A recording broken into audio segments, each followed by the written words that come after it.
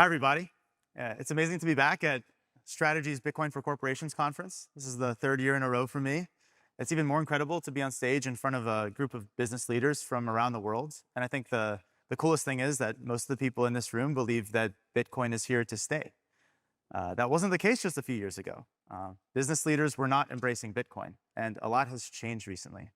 And today, I'd like to make the case to you, using some insights that we've compiled at River from both public data and proprietary data that we have, that Bitcoin isn't only here to stay. It has a long way to grow. So I like to break down Bitcoin's life into three different phases. The first phase was the Wild West. The second phase, which is the phase that I'll argue that we're in today, is the it's here to stay phase. And then Bitcoin's final phase, I believe, will be as a global reserve asset.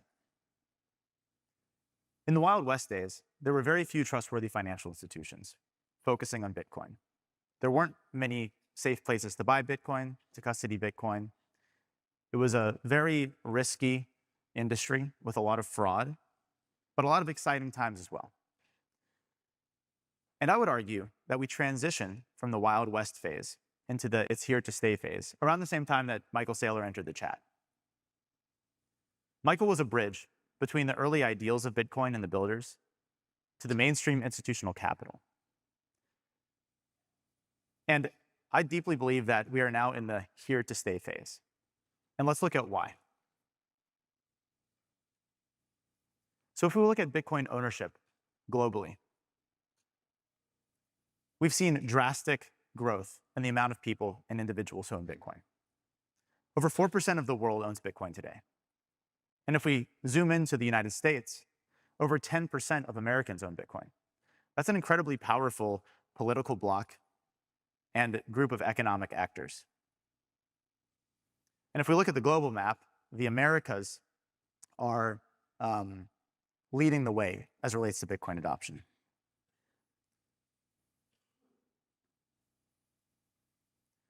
Looks like the map was a little messy. So what does that 10% mean? Is that a lot? Well, more Americans now own Bitcoin than own gold. Almost 50 million Americans today own Bitcoin. Americans have been stacking gold since 1776. They've only been stacking Bitcoin for 16 years. That's pretty incredible growth.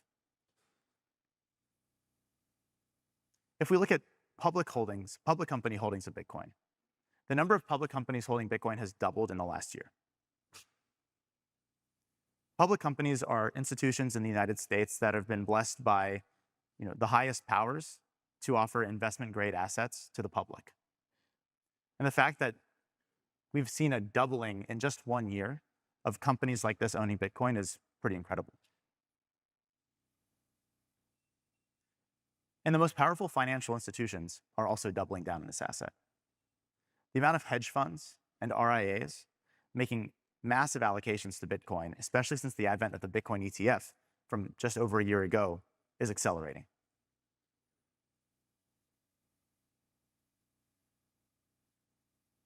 And more importantly, countries are becoming more supportive of Bitcoin. Politics is just how humans socially coordinate to create rules. And so when governments get more friendly towards something, it's an indication that the will of the people is in support of this thing. There's an implication of permanence here. 47 countries since 2020 have become increasingly friendly towards Bitcoin from a regulatory perspective, with just a small handful of countries moving the other direction, and those are the usual suspects: China, Venezuela. So where do we go from here? What's next for Bitcoin? What does Bitcoin adoption look like going forward? And to understand that, I think it's important to look at the historical narratives and role that Bitcoin has played in society. In the early days, in 2010, Bitcoin was seen as an experiment.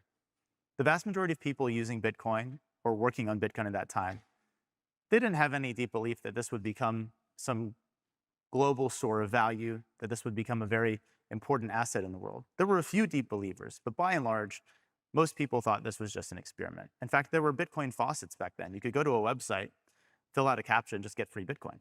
It was pretty cool. By 2013, a lot had changed. Markets started developing for Bitcoin, pretty liquid markets.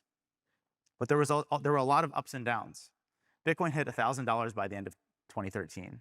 But at the same time, the largest Bitcoin exchange in the world, Mt. Gox, based in Tokyo, collapsed and took a lot of people's money with it. So it became pretty clear. This thing is pretty interesting, but there's a lot of risks that come with this asset.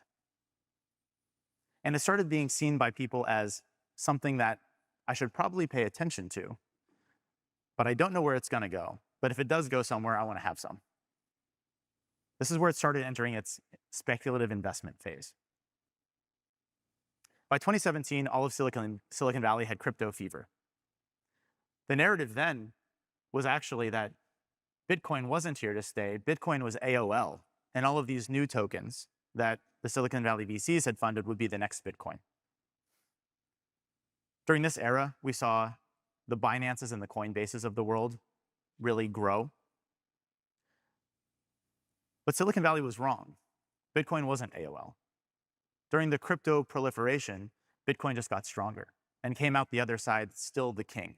And it became very clear that the main narrative here is about Bitcoin. So by 2020, most people who knew about Bitcoin knew that Bitcoin was pretty important. This thing was real. It was worth paying attention to. But the powers that be, the politicians, the regulators, they still did not like Bitcoin. And the prevailing narrative was that, yeah, Bitcoin is interesting. It actually, it is pretty neat, but there's no way the government will ever let this thing grow. In fact, even President Trump at the time in 2019 tweeted, he doesn't like Bitcoin. So let's fast forward. 5 years later, everything changed. And in 2025, we have President Trump buying a hamburger with Bitcoin at PubKey in New York. And Bitcoin is one of the primary platforms, one of the primary pillars of his presidential platform. So we've come a long way. So what comes next? Bitcoin's narrative and its role over time went from an experiment to an investment, a speculative investment, which I would argue it's been for most of its life, is this speculative investment that's worth at least just having some just in case. And I'd like to argue that the next phase for for the way Bitcoin's role in society and the narrative around Bitcoin is Bitcoin as a default savings asset, Bitcoin as a store of value. Bitcoin is something distinct from risk-on textile investments. So what evidence do we have for this? If we look at some of the largest macroeconomic events in the last 5 years, some of the most disruptive macroeconomic events, we see that throughout the vast majority of these events, owning Bitcoin was superior to owning gold or the S&P 500.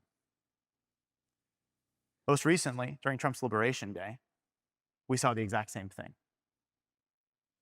And the more this happens, the more it's going to happen. The more Bitcoin behaves like a safe haven store of value, the more it will be seen as a safe haven store of value. And we can look at individual adoption. Using some on-chain analytics, we can see that Bitcoin is increasingly held for longer on the Bitcoin blockchain. Now, on-chain analytics aren't perfect, but they directionally indicate that Bitcoin is trading hands less and less often. It is more commonly being accumulated and held for longer periods of time. In fact, over 42% of clients at River who have ever bought Bitcoin have never sold it.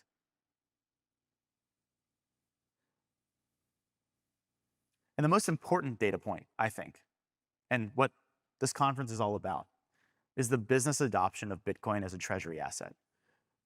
And to me, the trend here is undeniable, and it is the strongest indicator that Bitcoin is becoming seen as a distinct asset, as a store of value. Businesses are stacking Bitcoin at an unprecedented rate.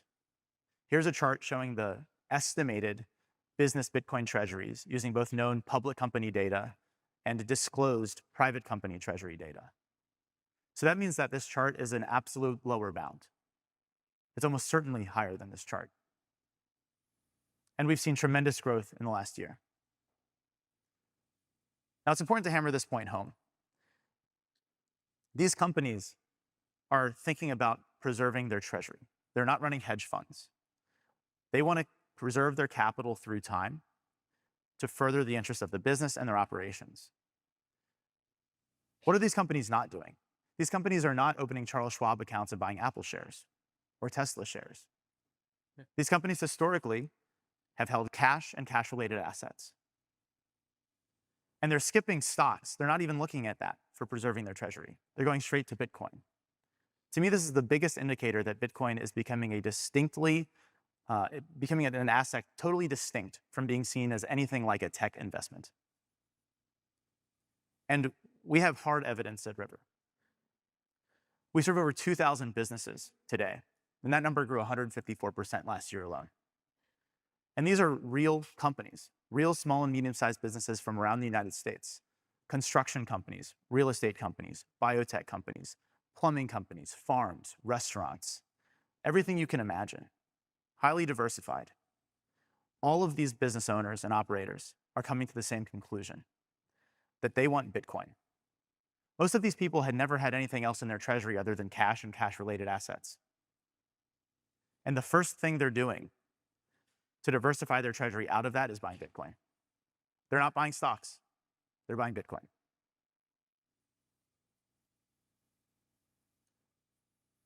We're also seeing the most conservative financial institutions in the world continuing to grow their Bitcoin allocations. Insurance companies, pension funds, university endowments. The narrative is changing quickly.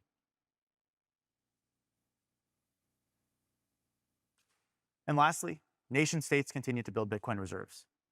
You have the leaders like El Salvador continually buying Bitcoin. You have state-sponsored mining operations in Bhutan and other countries. I think we'll probably see the announcement of a few other nation states over the coming years buying Bitcoin or running Bitcoin mining operations. And we have the Bitcoin Strategic Reserve in the United States. We'll see what actually comes to fruition there. But the fact that this is even a point of conversation. The United States is not discussing a strategic Tesla share reserve or a strategic Apple share reserve. Strategic reserves are for assets seen by the people of a country and by the government of that country as critical for having a reserve for various scenarios. And the fact that Bitcoin is in that conversation at all, to me, is proof that Bitcoin is becoming seen as something completely distinct from a risk-on tech-type investment to being seen as a true store of value and place to save. So what does this tangibly mean? What are the activities and behaviors we're going to see from people because of this shift?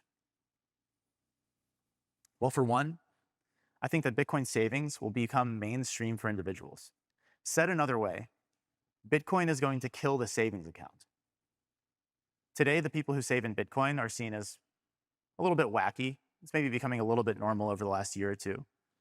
But years from now, saving in Bitcoin will just be seen as the default. People won't even think about it. That will just be what they do.